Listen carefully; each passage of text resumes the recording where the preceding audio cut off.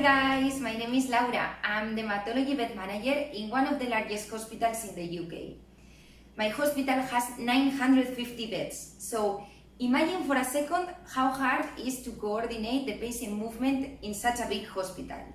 In that process, the bed managers were key workers. So, what is a bed manager?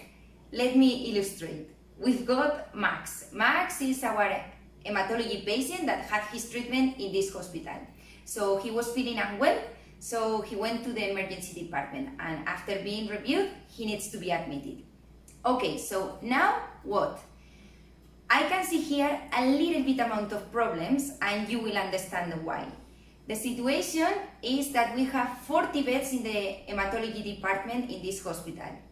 This morning, we had 8 confirmed discharges, but guess what? By the time that Max arrived to the hospital, 3 of those confirmed discharges got cancelled, and we have already admitted 2 other patients. So, if my maths are right, we just have 3 beds left.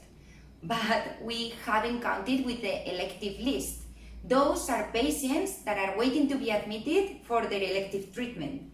That list is prioritized by the doctors every day, and today we have to admit 2 other patients. So we actually have 1 bed.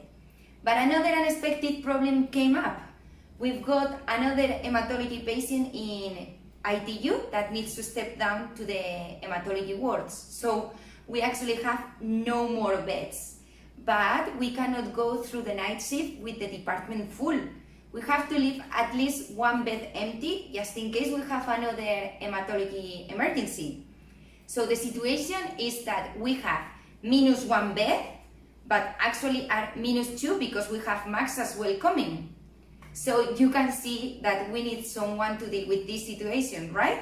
So that's the bed manager. So how do we deal with this situation?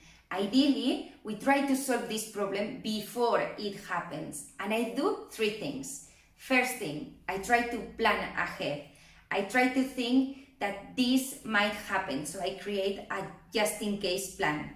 I study all of the bed organization from all of the wards of the department, and I try to think which bed movements I would do to allocate a female patient or a male patient with an infection, or how I would isolate someone.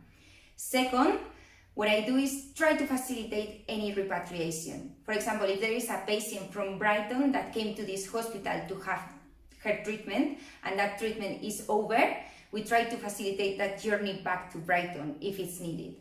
And third, I try to gather the most information that I can about the discharges. Like that, I try to stop any unexpected problem at the time of the discharge. But sometimes, even doing all of these 3 things doesn't solve all of my problems. So what do we do in this case?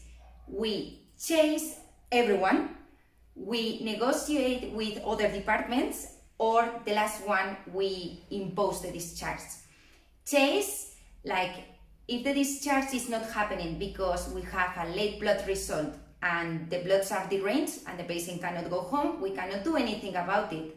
But if the package of care is not ready, or the transport doesn't arrive, or the pharmacy is delayed, we can escalate all of that and try to solve all of these problems so the discharge can happen eventually that day. Negotiate with other departments.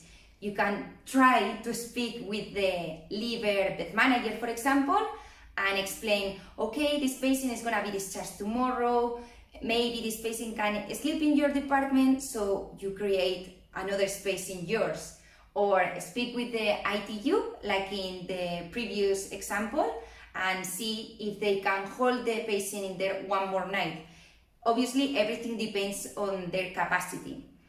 Or impose is our third way to try to solve it, and this is our last resource. But when the patient is fit to be discharged, but there's nothing stopping the patient to go home, it's just the patient that is saying no because I say no, that's when we impose the discharge and we basically force the patient to move or to another department or basically home. And when they see that they have to pack everything, that they don't have any other choice, that's when the patients usually go home.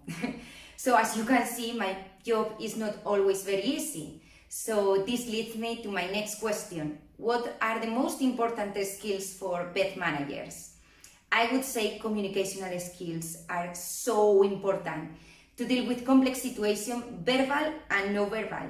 Like imagine me with my accent, I always have to make myself super clear. Dealing with uncertainty, we have to be very flexible because in this job, this is like a puzzle where the pieces are moving so fast, because sometimes you think, okay, this is gonna happen for sure. It's like written in a stone, but eventually it never happens. Or things that you are like, okay, no, this is not gonna happen. This is impossible. Guess what? Eventually it will happen. So you have to be ready and be really, really flexible and ready to adapt yourself to all of the situation. And the third skill is to be very organized, because in your head you will have 2,000 plans. Like you will have the plan for the female patient, the plan for the patient with the viral infection, the male patient, and then one will be confirmed, but the other one will be discharged, and the other one will get cancelled. So you will mix all of them. You cannot not mix the plans, because you cannot place the female patient in the male bed, for example. That would be a mess. Now I'm gonna walk you through my normal day. At 7:30 a.m. I arrive to the hospital, and first thing that I do is go through all of the hematology wards, and I check on the staffing, the acuity, and the planned discharges for the days. It's very important to check on the acuity, as sometimes during the night shift some people call off sick, the staff, and we have to move the staff accordingly to make the shift safe for the patients and for the nurses. After that, I have my first meeting at 9 a.m. with clinical site managers and the rest of the bed managers from the other departments. They inform us how is the emergency department doing, and we give accurate figures of our department. After that, we go to the board rounds, and that's when we do all of our plans. We gather all of the information about the discharges, we try to facilitate any repatriation, and we prioritize the elective list. Straight after, I've got my second meeting with the clinical site managers, which is more or less the same one as the first one, but a bit more accurate. Straight after, I try to do any chemotherapy referrals, as if there is a patient in ITU that needs chemotherapy, I try to give it. And then I come back to the wards and check on them, how they are doing with the discharges, and if I can help with anything, or if there's any problem with the staffing. And after, around 4 p.m, that's when I have my last two meetings. One is with my matrons, my bosses, and with the clinical site managers, the last one. That's when we have to have a clear plan of the admissions and the discharges, and that's when I explain if I have any problems that I could be facing and how I'm gonna solve it.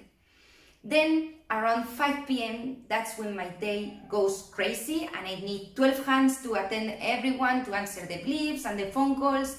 And that's obviously when the discharges get failed, the transport doesn't arrive, the TTAs are not ready, and the staff is calling sick as well. So that's when everything goes super crazy. But as well, after that is when I realize how fulfilled is my job. Because when at the end of the shift, you go word by word and you see that your puzzle finally is solved, and you have used your cards in the right way, and all of the patients are in the right place at the right time, and everyone is safe, and the wards are well staffed, you actually feel really good. And you will feel that you did actually very well your job, because everything eventually happened as you were planning in the first place. So bed management can be very challenging, but as well very rewarding.